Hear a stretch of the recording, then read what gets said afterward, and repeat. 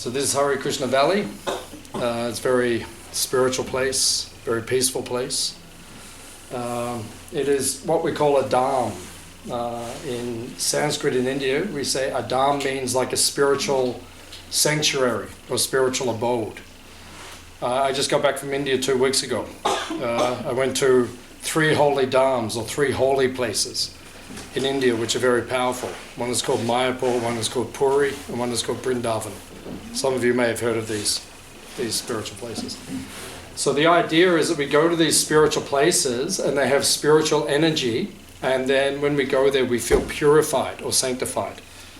So Srila Prabhupada, who is the founder of the Hare Krishna movement, he's on the seat of honor, his picture is there. He wanted to make those places all over the world. So this is what this place is, it's a dham. A dharma means a place where you can come and you can get spiritual benefit by coming to this place. Do you feel like there's some energy here, like some spiritual energy or some peaceful energy? Yeah, you can feel it here because this place is a little bit different to what's on the outside world. How would you describe the outside world, the modern world that we live in? Chaotic. Chaotic? Oh, that's very, very positive description. It's true. It's true. What else? How else would you describe this modern world? Stressful. What's that? Stressful. Stressful. Yeah, another positive word. Can we get any positive words for this world? What else? Cruel. What's that? Cruel. Cruel. Yeah, more positive words. Yeah, fantastic. Full of passion and ignorance. Full of passion and ignorance. Yeah. Fantastic. And it's getting better as we go. Greed. What is that? Greed. Greed? Yeah, full of greed. Yeah, it's full of greed. People are covetous, which means they're greedy. Yeah, so what happens when you come here, it's different. It's like an Atlantis. It's like there's like a bubble over these 200 acres as you come in. And there's a spiritual energy because we live differently here. Just like on our front board when you come in, it says natural living, higher thinking. Right, that's our motto. Right, live naturally and think about higher things. Right, have like a spiritual understanding of how you live life. In the modern world, it's kind of the opposite. Right, don't think too much and live as high as you can. Whereas here it's the opposite. We think about higher things, we think about enlightenment, and we live more simply, right? To keep things in a better perspective. So that's the purpose of this place. So when you come here, you're meant to feel spiritually uplifted, right? So I hope that's happening for you. And if you stay around, I think you'll feel that more and more as you go. So we'll have a spiritual discussion now, and we'll have some spiritual Q&A. And then we will have a nice vegetarian, vegan, spiritual feast. And then we'll go and see some spiritual cows. Does that sound okay? You happy with that? It's all spiritual here today. Like that. So, I just got back from India. And the reason we do these pilgrimages, actually, I went in September this year. Normally I travel in November. Because the weather is a bit better in November. But my wife's guru is passing away. He has cancer, and they said he has 6 to 12 months to live. So he called all of us. He said, come now. So we all flew to India, about 400 people from around the world. All flew to be with him. So I spent about 3 weeks there. She was there for about 2 weeks. And he's in a very enlightened state of consciousness. He's a Swami. So he's a very enlightened being. And the one thing that I noticed about him, which is extraordinary, is that he doesn't have a fear of death, which that means you're enlightened. Because when there's fear of death, it means we haven't reached enlightenment yet. Because the soul does not die.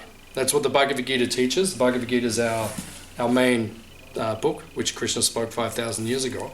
In the Bhagavad-Gita, Krishna describes that the soul lives forever. So actually there is nothing to be fearful about, because you don't die.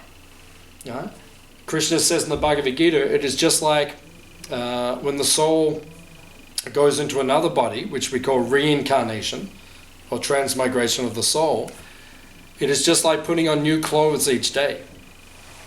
Each day you get up, you put on a new set of clothes. You're the same person, but your clothes are different. So that's what it means. Reincarnation means that you get up in the morning and you just put on a fresh set of clothes. So this body is just a new body, that's all. But our soul does not change. I have the same soul. I'm the same soul that I've always been. But in my last life, I looked different to this. I had a different covering of the body, different vesh, we say in Sanskrit. So everything changes externally, but the soul remains the same. So that is enlightenment. So when you're not fearful of death, it means that you understand you're just about to change your situation, that's all. And in Krishna consciousness, what we teach here is we don't want to be born again. Right? In Sanskrit, we call birth and death, we call that samsara. Samsara means the cycle of birth and death, the samsara chakra. Chakra means like a Ferris wheel. You've seen Ferris wheel? You know, the wheels that go up and down in the playgrounds like that, or in the amusement parks. Like they had one in Geelong. I was down in Geelong yesterday. They've taken it down. I don't know why, but it's not there. It was like that. I was mortified. I went to Geelong and my Ferris wheel is gone. No one told me. What sort of public communication is this? I go to India for 3 weeks and they take the Ferris wheel. So I don't know, maybe they're fixing it or something, I'm not sure. Do you know why it's not there? Or? Not sure? Yeah, I don't know. They're taking it down anyway. So anyway, the point is that the Ferris wheel goes up and it goes down, right? And you're traveling around on the Ferris wheel, and sometimes it stops at different places. So birth and death is like that. It means you're just like changing situations. But the goal of Krishna consciousness is that we don't want to be born again in this world.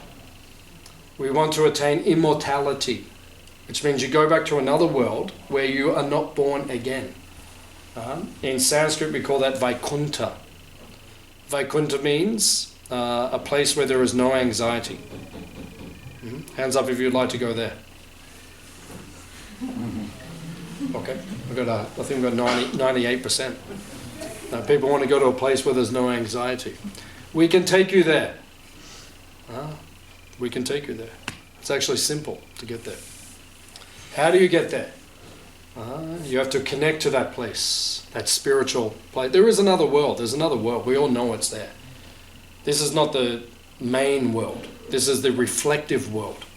Just like on a lake, Krishna explains in the 15th chapter of the Bhagavad-Gita, you have a tree next to the lake, and then on the water, you see the reflection of the tree. But as soon as you touch the reflection, the tree disappears. That's what this world is. It's a reflection of the original world, or the reality, right? The kingdom of God, or Vaikuntha. Many people call it many things. Heaven, people have different names for it. So that world is a spiritual place. And this world, it's just like a reflection. You just touch it and it all disappears. Because everything in this world will change in due course of time. Just like if you came here to where we are now, 100 years ago, it didn't look like this. Right? It was probably all forest and it was all very different. You come here now and there's a building and there's a car park and there's all these things. You come here in another 100 years, it might look totally different again. If we don't know, things will change. So the reflection will always change, but the reality does not change. Right? In that world, that other world that we're aiming for, there is no birth, there is no death, there's no old age, and there's no disease. And these four things, they cause anxiety. That's why that place is called the place of no anxiety. Because in this world, then there will always be anxiety. And these four things, they cause anxiety. Birth causes anxiety. We don't remember, because you don't remember when you're born. But it's not a particularly pleasant experience. Has anyone given birth here? Was it pleasant? No. Was it the most difficult thing you've ever gone through? Yeah, it's like that. So birth, and for the baby as well, it's not particularly pleasant. That's why usually they're crying when they come out, because it's not overly pleasant. So that's called birth. That causes anxiety. And then there's death. Right? Hands up if you're looking forward to death. Right? Yeah, some people. Yeah. But usually it causes anxiety. For most people, it's a source of anxiety, the thought of death or facing death. Right? And then you have old age, right? Not particularly pleasant. right? And then you have disease, right? Disease is also not pleasant. If you get disease, right, it causes your life to be unpleasant, gives you anxiety. So these 4 things, they give you anxiety, right? So there's many things that cause anxiety in this world. All sorts of different causes of anxiety there. So this place that we're in now is called Kunta. Kunta means a place of anxiety. But the other world that we want to get to, that is called Vaikuntha. It's without anxiety. So the question is, how do we get there? Does anyone know? How will you get there? You have to change your... in the present moment. What's that? Just by being in the present moment and not in the past and not in the future, just being as it is now. Yeah. It is what it is, kind of idea. Yeah. That's helpful. That's helpful. They won't take you there, but that will help you to get there. Like that. It's a very good, very helpful state of consciousness to be in. But we have to change our consciousness, right? From material consciousness to spiritual consciousness. Now, what is spiritual consciousness? Spiritual consciousness means that we have to become selfless, right? Material consciousness means we are egocentric. It means everything is about us, right? Now, if you analyze the material world, everyone is in it for themselves.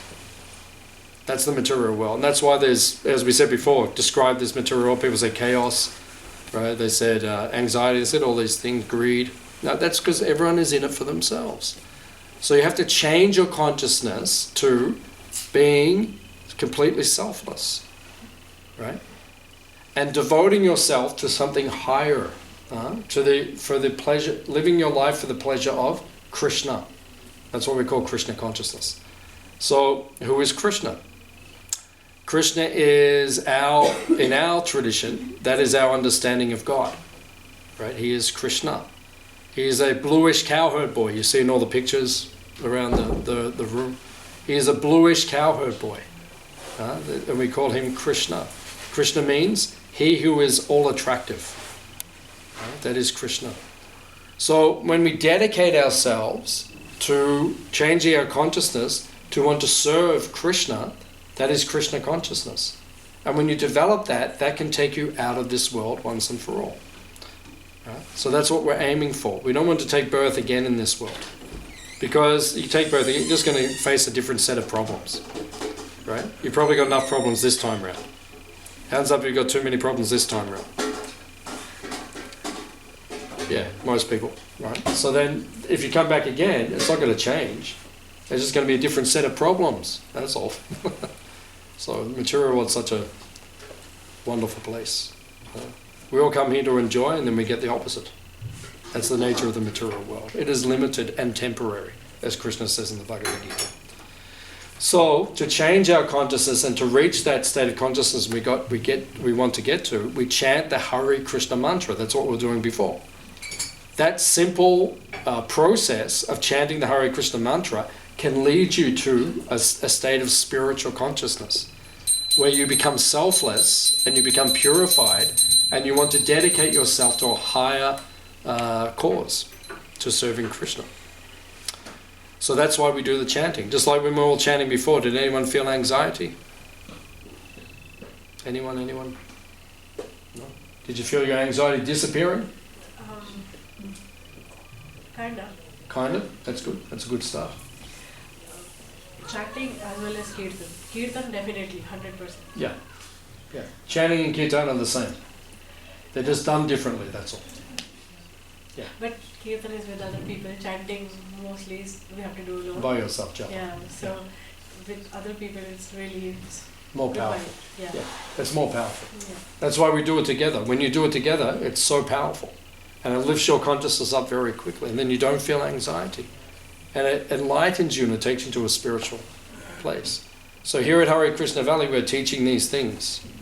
One of our mottos is chant and be happy. Right? Just do some chanting, you'll become happy and peaceful. If it doesn't work, we give your money back. Is that okay?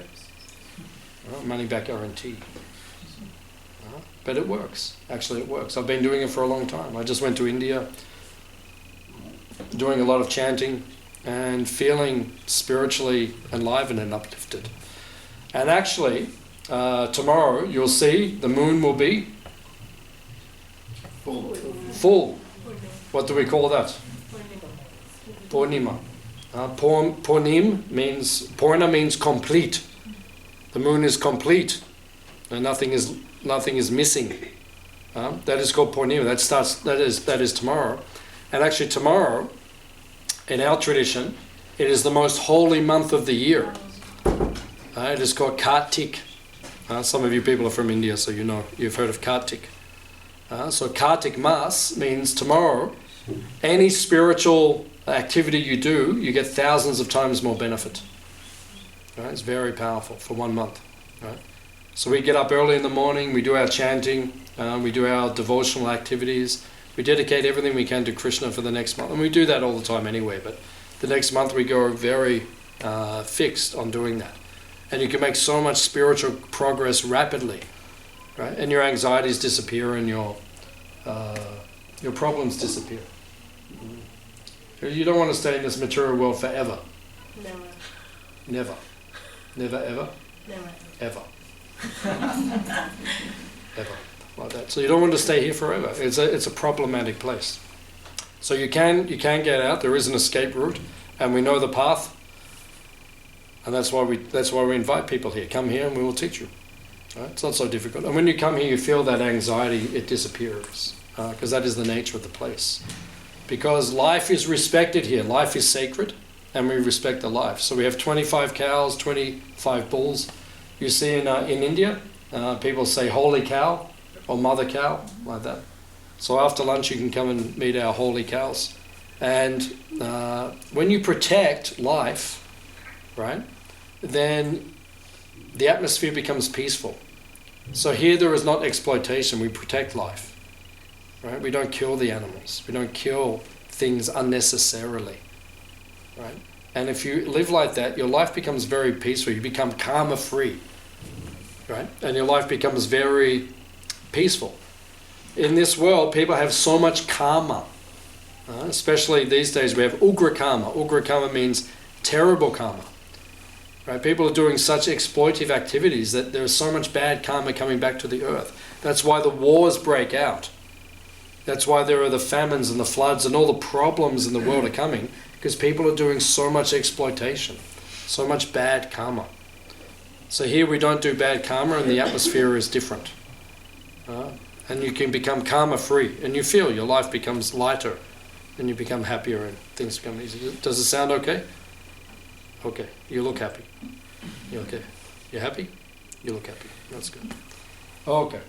So does anyone have any questions or comments about anything you'd like to know? About our philosophy, our lifestyle, our movement, anything you'd like to know? Then you can ask some questions or comments. How often do you chant every day? Is there a time where you get up in the morning, you start, and at the end of the day, or is there any set times? Yep. Or Very good question. Sorry, I'm just a bit thirsty after playing the drum.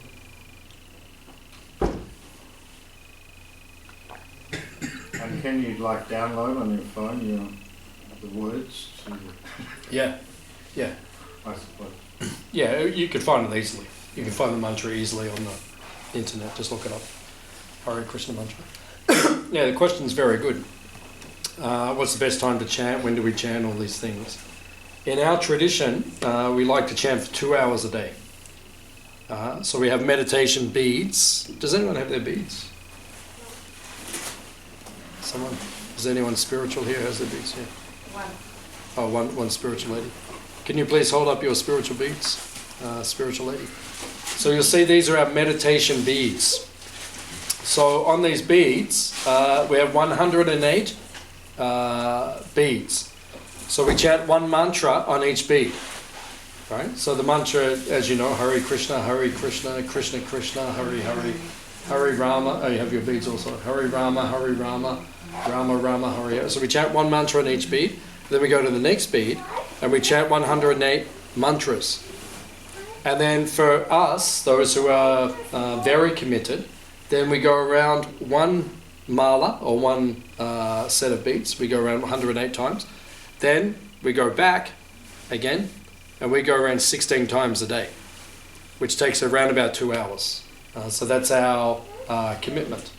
And usually we do that early in the morning. So we get up early, 3:30, 4, 5 o'clock, like that, and we chant in the early time of the day because it's much easier to concentrate before the sun comes up. And it says the most powerful time of the day for spiritual progress is called the Brahma Muhurta, which is 1.5 hours before the sun rises. So we chant early in the morning. We chant different times of the day, but especially early in the morning is very beneficial. And even if you just chant one, you can get the beads in the shop. We have a shop at the back. You can buy the beads.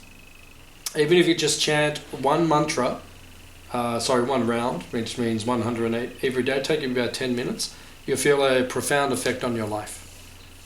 And if it doesn't work, we'll give your money back. That's a very good question. Okay. Any other questions? I have a question. Yes, sir. When people are born, our soul is eternal and it takes a different form each time we're born here. Why do we not remember anything from anything in the past? That's a good question. Yeah, why don't we remember our previous lives? So it's a good question. Some people do remember their previous lives. It's documented. Some people do remember. Do you know there's a famous book about a little girl in World War II. Her name was Anne Frank. You familiar with her? Yeah, most of you are saying you know Anne Frank, but you can look it up if you don't know. So she was a girl who was trapped in Amsterdam, and the Nazis were occupying at the time, and she had to live for a number of years in a hidden room in the top of the house. And you can go there. There's a museum now called the Anne Frank Museum. You can go to the actual place, you can see it all. Her diary has been read by millions of people around the world. It's very famous. Now, it has been proven when she passed away, she took birth in Sweden, and she is an author now. And when she went there as a little girl, she was born in Sweden, her parents, and she had many memories and many things she was saying. And they took her back to that place. She walked in there, and when she walked in to the museum, she was on the ground floor, and there used to be paintings on the... And she said, "Oh, where are the paintings?" And then they asked the people who look after, the curators of the museum, and they said, "Oh, we've taken them down to clean them." So she walked in, she remembered things from previously. And there's so many things that she remembers, we're quite certain she is Anne Frank, who is reincarnated. I can't remember her name now, but she's quite a well-known author in Sweden. So this is an example of reincarnation. So some people do remember, but generally we don't. And one of the reasons is because when we take birth, and when we leave the spiritual world where we came from, we come here because we want to forget our relationship with Krishna, with God. So when you come here, you become covered by ahankara, which is called ego. We call it false ego. And if you were understanding, if you we're born in this and we forget our previous life, but if we remembered our previous life, we would be somewhat enlightened. And then we would forget, then we would remember who we were. We're spiritual and all these things would come. But because we want to forget those things, then Krishna says, Jnanam smritya apohanam cha. He says in the Bhagavad-Gita, which means I give you knowledge, remembrance, and forgetfulness. So if you want to forget things, he will help you forget things. So that you can identify with this and you can play out your drama in this life. Right? But if you want to remember him, he can also open those things up so you become more enlightened also. So that's one of the reasons. Another reason is people have bad things happen to them in this life. And when you remember the bad things that happen to you in this life, it affects you. It psychologically affects you. So one reason we forget our previous... Imagine if you had to remember the last 100 lives and everything that happened to you. You know, we'd all probably be born as like... Gods. As what? Gods. Gods? We know so much wisdom when we were born. We learn more and more and just keep on learning until eventually. Yeah, that's one point. Yeah, that's good. Yeah, we would be like, we would have so much knowledge. That's good. Yeah, you'd be enlightened. But from another perspective, if we remembered all the suffering, all the different events we went through, psychologically that might be very difficult to... Like, people can't even deal with what happened in this life. Imagine if you had the last 100 lives to deal to. You know, your therapist would be... You know, I think so much. which life was this that we... Like, yeah, the poor guy would be like... You know, You'll have to see a therapist. yeah, it would be very, very difficult. So there's different reasons why we forget. But yeah, we do forget. Mainly we forget because we want to forget. Right? We think this is the all and all now. And that's why we're here. We're here because we wanted to Enjoy the first ride. enjoy the fall. Or we wanted to, it's described as misusing independence. Everyone's given independent will, free will. Like, I have free will, right? So I can throw this cup wherever I want right now. Right? Where do you want me to throw it? Nowhere. Okay, so, you know, we have free will. We can do a certain amount of things. So we're given that free will, but when we were in the spiritual world, we wanted to, like, misuse it. So Krishna said, God said, okay, you go to another place and get it out of your system. Use your free will and do all the crazy things you want to do. And when that's out of your system, come back to me. So that's why we forget, because we want to forget. We want to go away and exercise our dominion. We want to, like, be powerful, and we want to exploit things and like that. And when you get sick of that and you want to do devotion again, then you come back to Krishna again. Does that make sense? Or, yeah. So, any other questions? I have a further question if there is no other. Did someone else have a question? I have. Yeah. I'll come back to you, Edmund. Yeah. But we'll take another one. So here, when you said like you have 25 cows. We have what? 25 cows. Yeah. So when any of the cow is near to its passing stage, how do you deal with it? What do you guys do? We'll ask the cowherd girl what we do. We just take care of it and keep it as comfortable and as peaceful as we can, and then we let it pass in its natural time. And when it passes its natural time, then we bury it. Okay. But yeah, we just let it, that the soul that's within the cow live its natural term of life. So, we do the best we can through, we call cow protection. Yeah. So we're protecting it from being exploited or suffering. Yeah. So it, like the rest of us, has to go through the processes. So we just make sure, that we can give the cow the best life it can be to live according to its natural nature, and to have no fear, to be healthy, and then when ultimately anything that happens in this material world, anything is affected by birth, death, disease, and old age. So we just make sure it's as comfortable as it can be, and it's peaceful, and we give it a lot of association, so it's not alone, and when it peacefully passes when it's ready. But it's just it's part of the natural cycle. A lot of our cows will live to be into their 20s naturally, which we don't normally see. Normally, the cows we see out are only a few years old. They don't get a chance to live much more than 5-8 years maximum.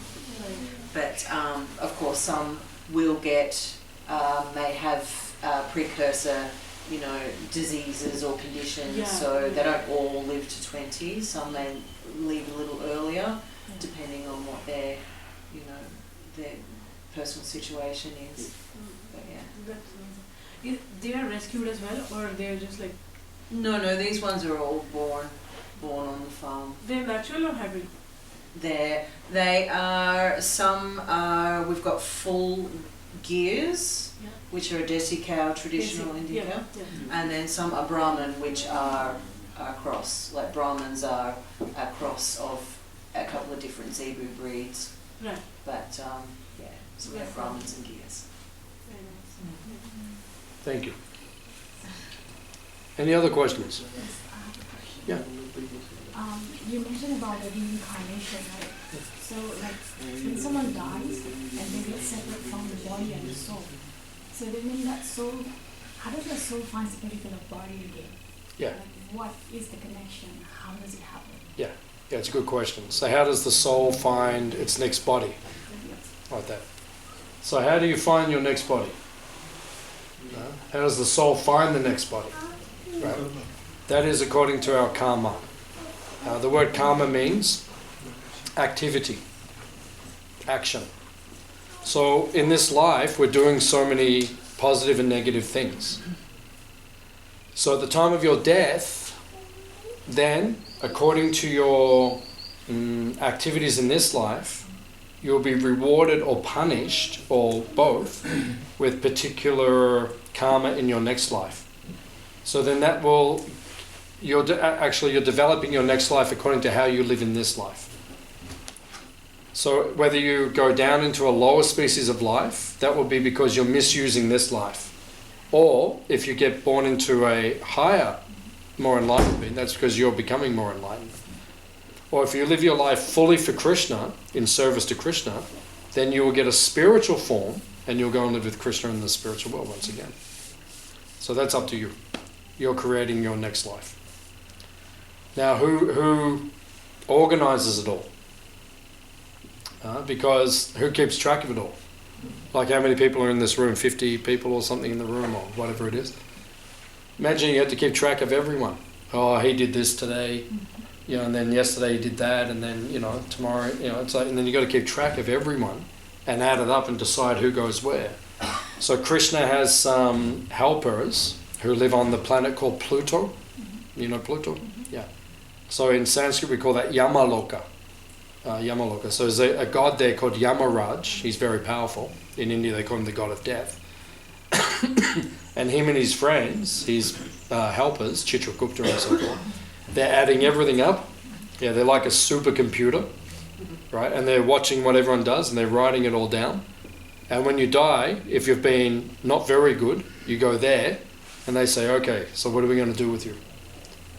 And then usually you say, oh, please, I'm so sorry. And they say, well, it's a bit late. You did some not so good things. So then they'll organize for whatever you need. Or if you've been good, you don't have to go and see them. And if you've been very spiritual, they can't touch you. Right? Krishna will send his representatives, the Vishnu Dutas, the spirit, and they will take you to Vaikuntha, to the spiritual. So it's up to you. You're creating your next life. It's all my call. What's that? It's all my call, like how I do Yeah, it. it's all your call. Yeah, because we have to take accountability and responsibility. What so many people do in this world, they blame everyone else. Oh, this person did this to me, and then, so therefore I act like this. That's all nonsense. Right? We have control of how we act. Right? We all had things happen to us in our life, but that doesn't mean that you have to act a particular way. You can change. Just like there were two boys, they were brothers. Here's a story. Two boys, they were brothers, and one of them had a very good life, he was very successful, and one of them had a lot of problems. So then someone came to them and said, why did you turn out like that? And both the boys said, my father did not behave very nicely towards us. And because he did not behave nicely towards us, the brother who had all the problems said, what else could I do? He didn't act nicely towards me, so then what else could I do? I had to have all these problems in my life. And then the other brother, right, who was not treated nicely by his father also, he said, and he turned out very well and had a very successful life. He said, well, what else could I do? My father didn't treat me very nicely, so I wasn't going to do that again. So it's our choice, that's the point. So yeah, it's up to you. Where you want to go in your next life, that's up to you. How you behave. So if you behave nicely and you're Krishna conscious, you'll go to Krishna. And if you're not, then you can become a dog in Sweden. It's up to you. It's up to us. We're choosing like that. So, someone else had a question or a comment? I thought I saw someone's hand. Yeah. How many people live here? Full time? Yes. It's about, I think it's like 6 of us full time, and then we've had a few. We have like a volunteer program, and we've had some volunteers that've been here like 2.5 years. You know, COVID happened, Yes. and then some people got here just when that happened. They said, you know, can we stay? And we said, yeah, no problem. So I'd say at the moment there's probably about 10 of us here. At the moment, it kind of changes because we have volunteers come and go. Because like we had a Spanish couple with their 11-year-old son. They were just here for 10 days, and they just left a couple of days ago. So it was probably up to about 13. So our population fluctuates. Just like in the rest of the world, everything fluctuates. So. But yeah, it's probably about 10 of us on average most of the time. So. And do you offer retreats here as well? Yeah. Yep. Yeah, I just put a poster up just before. We have another retreat in January. Yeah. Next weekend we have a cooking retreat where we teach cooking and yoga and spiritual things. That's already booked out. Yeah. Yeah. But we have, if you look on our Facebook page, you follow our Facebook page, yeah, we've got retreats coming up all the time. Yeah. And in our shop, if you leave your email address, I'll put you on our list. And then whenever there's a retreat, I email everyone and like that. So just stay in touch. And please come. I've wanted to for so many times and everything keeps happening. Okay. Yeah. Yeah, it'll work out Oh, fun. like that. So. But if you want to come down, you can come down anytime. Where do you live? Just in Winchelsea. Oh, Winchelsea. Yeah. Yeah, so every Thursday night, we have like a spiritual get-together. Oh. So you're welcome to come. Yeah, every Thursday night. So just send me a message if you want to come in the morning, and we make sure we cook enough. Yeah, you can come down all the time. And if you want to just come and help out, there's stuff to do. So yeah, no problem. Any other questions? I saw another hand again. Edmund, did you have a... You answered, you covered it in one of the other did I? questions. It was about birth and birth and death? Yeah. So you got the answer? got the answer. Thank you Yeah. very much. Krishna works in mysterious ways. So there we go. Any other questions? Just a kind of comment, question that's a bit vague, but Yeah. I've thought about it a lot, but you know, we read about in ancient times, yogis and satis would go off the forest and just chant all the time and live on the tree, and also, for recent times, you know, we have devotees live in a temple and they get up early in the morning and chant for 16 hours in the temple, and sometimes we've had these big farming communities where everyone could show the fun, they all get up early and chant in the morning, which is the best time, as you said. But in this day and age, a lot of people have jobs, they live in big cities, and early in the morning have to go off to work, you see, and so they can only chant in the evening, and it's busy in the morning, first in the morning have to get up and go off to work, so that's probably not as effective. But any suggestions how they can improve that? Because, you know, lots of people have jobs and they start early in the morning, so they have to chant in the evening, you know, it's a bit late. So. Well, it depends how early in the morning. Yeah. You know, because like a lot, like my brother Christian, he gets up early, like 5 o'clock or something. Fluctuates. Yeah, like that. Yeah, fluctuates for all of us. But you know, like he works, he runs a company, but he, you know, quite often gets up like 5 in the morning, and he'll chant like from 5 to 7, like when it's, you know, and then you know, most jobs you don't have to start at, you know, 5 in the morning. Yeah. So you know, there should be some time like that. So generally, but if you can't, I mean, if you have to start very early, yeah, you can chant later on in the day, chant in the evening, or like that. As long as you're doing some chanting at some point. That's the point. As much as possible. So. Any other questions?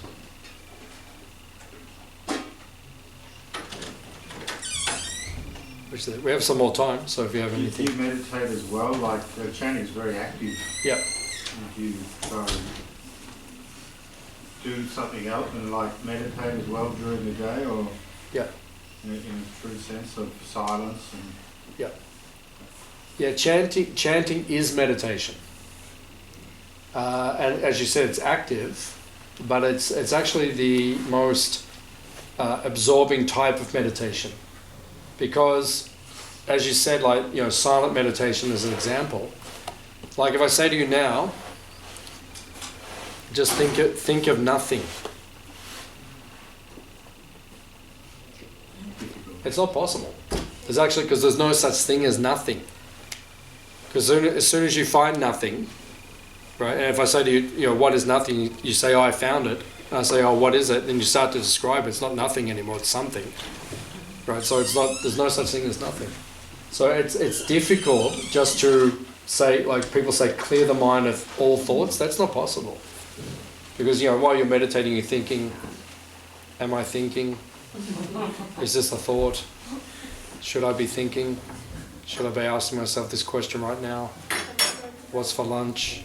Are there, like, your mind goes all the time. So effectively. So usually before I chant, then, you know, I have a little bit of time where I'm not like, but, you know, I quieten myself, quieten the mind. Right? And I say some prayers and I do some things like that. So yeah, we do like incorporate that type of meditation. But our main meditation is the chanting.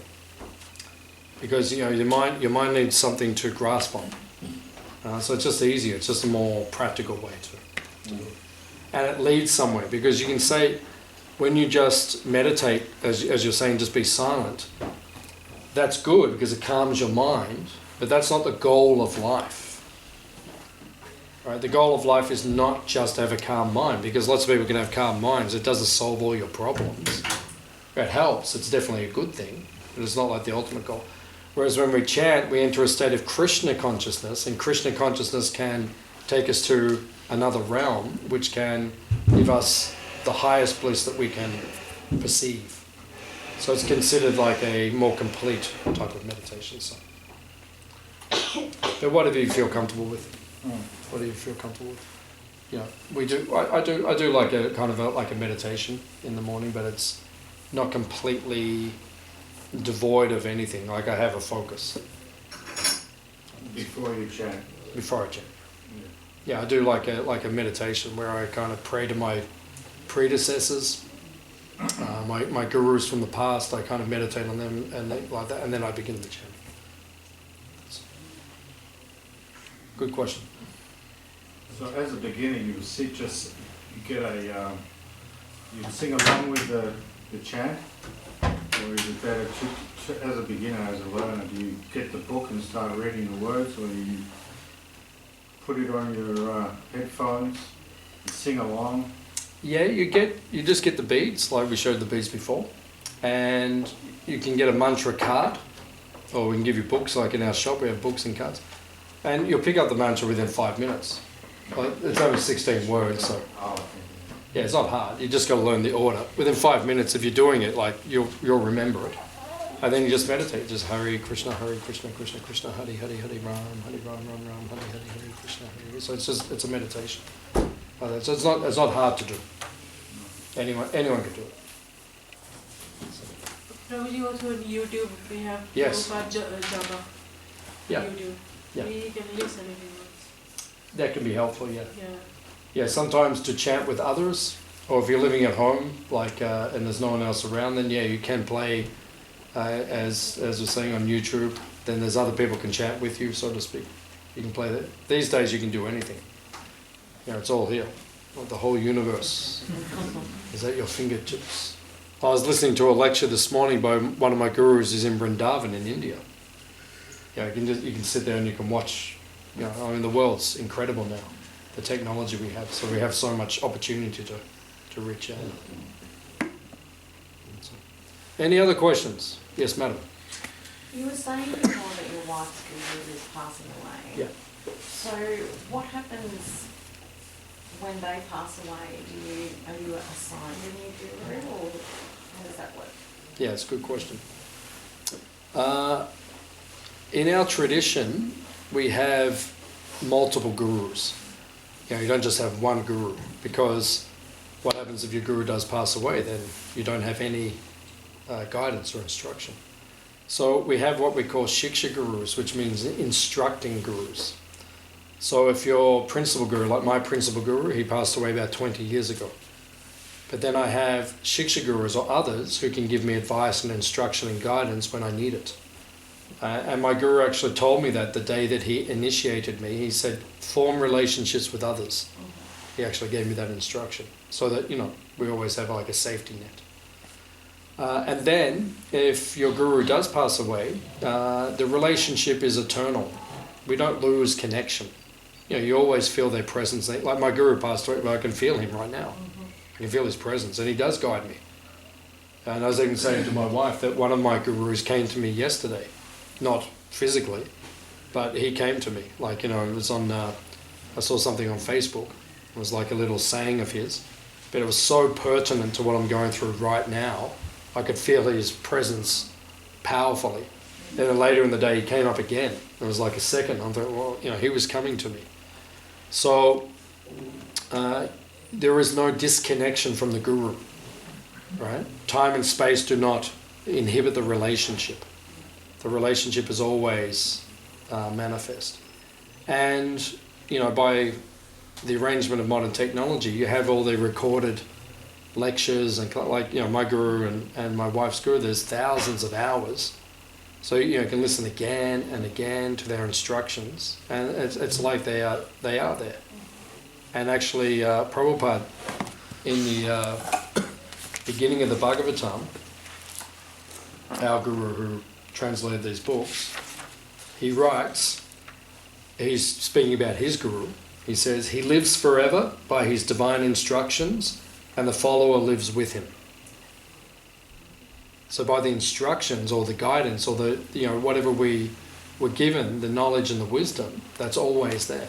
So there is no disconnection. So you've always imbued those teachings and that guidance. Yeah, you feel as long as you're following the instruction, you're connected. When you're not following the instruction, you're disconnected. And then that opens up a whole nother chapter of your life. And your guru will come to you in a different way. Because if you start going off course, they come to you. But they come in a different way. They get back on course. So, we're not disconnected. Time and space don't get, but on the other level, it's very painful. To lose their physical proximity. I'd love to have my guru present, my main guru, because I could take advantage of his instruction, his guidance. But they always teach us that if those things are going to disappear, then we have to take advantage of their guidance and their instructions, which will stay with us perpetually. So, good question. Any other questions? Yeah. What is the right time to take shelter? Like, about you, like, when did you decide to take shelter? Of a guru? Yeah. Yeah. What's the right time? Yeah. The right time is when you are ready to follow what they will say. If you already follow them? Then it's the right time. Take shelter of a guru. But you have to... See, the thing is, people say, I want a guru. I want to take shelter. But then when the guru gives you an instruction, you say, oh, I don't want to follow that. So then you're not ready. Because when the guru gives you an instruction, you have to follow. So it means, when are you ready is when you're willing to follow what the guru will teach. What if, like, we cannot follow all the vows we have taken? Like, then you're not ready. You're not ready to take initiation. Yeah. When you know you're ready to follow, then you're ready for initiation. How long it took for you? It took me, I don't know, a bit over a year. 1 year. But when I joined this tradition, I moved into the Brahmachari ashram. I became a monk when I was 19. So I got on the fast track. I took like the express train. So it took me a bit over a year, but that's because I was so deeply absorbed. But if you're living outside and you're doing different things, it may take longer. It doesn't have to move that quickly. There's no time which is right or wrong. It's when you're ready to surrender and follow the guru's instructions, then you're ready for teachings. So when you're ready, you're ready. Sometimes different days, That means you're not ready. Yeah. I definitely don't know. Yeah, because if you're saying I'm ready on Monday but I'm not ready on Tuesday, you're not ready. Yeah. Yeah, I'll follow my guru Monday, Tuesday, Wednesday, and Thursday, but not Friday, Saturday, Sunday. Right? Or I'll follow Jesus on Sunday, but I won't follow him Monday. That doesn't work. Or people go into the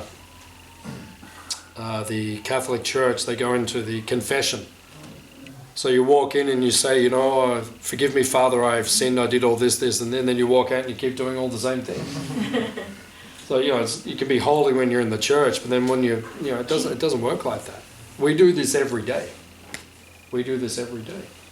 It's just like the sanskars are so bad that during the worst days when you were like... Everyone's got samskaras. Everyone's had things happen in their life, don't worry. If I asked everyone in this in this room, you tell me what happened to you in your life, right? We'll all start crying. Seriously. Yeah, you want to hear my story? Yeah. You'll start. I'm not going to tell you. You're going to start crying, right? And you tell me yours, and then I'll take randomly. There's enough there for everyone. And as I said before, it doesn't make a difference because it happened to all of us. It was just different for all of us. That's all, right? Like one great life coach, he always says, "Divorce your past." Okay. Right? Divorce it because it's there and it's a problem. Right? And if you're going to wake up every day and go, "Oh, this happened to me when I was 6 and this happened to me when I was 18," your life's never going to move forward. Right? It happened. It's tragic. It's difficult, but now it's time to move forward. That's what spiritual life is. Right? You have to be very determined to go. Like when you drive in. Yeah. When you drive in, there's all those signs along the way. Yeah. Did you see the ones that said determination? Yeah. So that's one of the ones you have to pick up. Right? Determination. You have to be determined. Because this world, if you're not determined, this world will take you out. Yeah. That's what this world is for, to take you out. Right? You have to make sure that doesn't happen to you. You have to stay so focused and so fixed. Like Arjuna. You know Arjuna? Yeah. Yeah, he was like fixed. He was a great warrior from the past. He's on the front cover of this book. That's Arjuna. He's a great warrior, right? He was just so fixed. And if you read his story, he had much worse things happen to him than us. Yeah, of course. Like his life was and he was so fixed on his spiritual life. So we should be like that. Otherwise you'll get swallowed up by this world. And you don't want that to happen. Okay? Yes. Okay? Ready. Any other questions? From the group. Very nice questions today. We have a little bit more time, so if you have anything you want to ask them. I just wanted to add something in regards to what he was asking about, like what other things we do to help us or assist us with the meditation. Like there are also different types of pranayamas, and some of us might do a bit of that before they start the chanting as well. Yeah. So it helps us to pacify the mind and reduce all the amount of thinking. And that. You can also find different techniques in internet. Or reading a little bit of the text, as well as grabbing the Bhagavad-Gita prayers and reading one or two verses to help you to get into a different type of consciousness before you start meditating and chanting. Very good. Yeah, pranayama, breathing exercises. Right, just do some pranayama, some breathing, calm your mind. Like I said before, I chant, I always, calm everything down. Yeah, prepare yourself. You can't just jump in. Right. You've got to prepare yourself, calm everything down, get focused. Right? We call it swajaya, or we call it bhuta shuddhi, which means purifying the mind. Then you start your chanting, you start your focus. But that needs to happen in the beginning, so that's very good. And maybe one more thing in regards, like changing our lifestyle to help us also to have a better quality of chanting, like everything starts from the day before. So if we also go to bed earlier, instead of chanting at 9:10 until 10 or 11 o'clock, just try to reverse it. I know it's hard once you get into certain patterns and habits, but try to just go to bed a bit earlier so you can wake up also a bit earlier, and then you fully rested and sleeping throughout your meditation. That's also things that can help us to incorporate that in our lives. Yeah, like I was just in India, so when we go there, we wake up at 3:30 in the morning. right? Which I don't wake up that early when I'm here, but I wake up, 3:30. So you go to bed at 8:30, and just get very, very focused, and then it's good, beneficial. So, where did you learn all these things? I was fortunate to live in the ashram as well, so Yeah. that's a good training. Yeah, good training. Where did you start your journey? I started here 10 years ago. I came as a volunteer as well, and I was one of the ones that only wanted to be for 1 or 2 weeks, and I stayed for 2 months. I wanted to stay for longer, but then he suggested to move to the ashram, so I took him as one of my Shiksha Gurus, instructing one, so I moved to the ashram. She came here 10 years ago for 1 or 2 weeks. And now she lived in the ashram and she's become a spiritual teacher herself. Very, very powerful. Thank you, sister. Any other questions? Anyone else? Yeah. What is something you recommend we do tomorrow on the holiday? On the holiday? You said whatever spiritual practices you do will be amplified. Yeah, what do we do on the holiday? Like for us to go tomorrow to what's something spiritual that we can do to. Yeah, so for you, do some chanting. Do some chanting, on your beads, do some chanting, do some meditation. We, for the next month, every night we get together at 7:30 in the evening, and we do some, we have a special ceremony where we offer candles, and we sing a special prayer which is 5,000 years old, and then we discuss a little bit about spiritual things. You're welcome to join us if you want to come down. We'll do that for next month. We'll do it every night at 7:30. And then we get up early in the morning, and we do our chanting and everything like that. So just, whatever we do, whatever you've learned from us, then you just do that in your home. And if it doesn't work, we'll give you money back. Okay? Okay. Thank you very much. Any other questions? Yeah. Actually, why there is no deity? The deity? Why don't we have the statues of Krishna here? Yeah. We don't have enough people here, that's all. Okay. There's only 10 of us here, and we have 25 cows, bulls that we have to look after every day, and we run retreats. We do so many things. So like in Melbourne, if you go to the temple in Melbourne, they have the statues of Krishna, the deities. Yeah. But they have priests, and that's their full-time service, just to look after and do all the altar service and everything. Okay. So the size of the project and the manpower base, we don't have enough people to do that. That's why. Right. And if you want to come and live here, you can take care of us. Okay? We will talk after lunch, okay? And we will see what we can do. What's that? See if you want to move from Canberra tomorrow. Any other questions? Comments? Okay, thank you all for coming. Very nice to see you all. Very good questions. Very enlivened. I feel very enlivened. Thank you very much for your enlightenment, Kesava. Yeah. Thank you. Yeah, I just got back from India, so I feel enlivened. I feel spiritually surcharged. So it's nice. It was very, very nice. So we're going to have lunch. So you just go out the door, turn right, just outside the kitchen. We'll serve out there. You can eat just anywhere around. The dining room next door is also open. So if you want to eat inside, you can go in there, or else you can eat around. And then in about an hour from now, we'll go and visit the sacred cows. So you can join us, and you can go if you want to feed them and pat them and get to meet them, then you can. Thank you very much.